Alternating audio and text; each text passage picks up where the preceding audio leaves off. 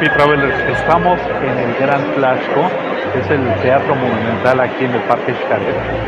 Vamos a presenciar uno de los mejores espectáculos mexicanos que hemos visto en todo el país, y es México Espectacular, que además ahora ya es un espectáculo inclusivo porque ya tiene ayuda para personas con debilidad auditiva.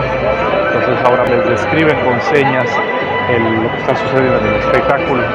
Pues además lo hemos visto tantas veces este espectáculo y sigue emocionándonos porque es uno de los mejores. La producción es en vivo, la música es en vivo, los vestuarios, las actuaciones y la cantidad de actores en escena también es maravilloso. Así que vamos a disfrutar.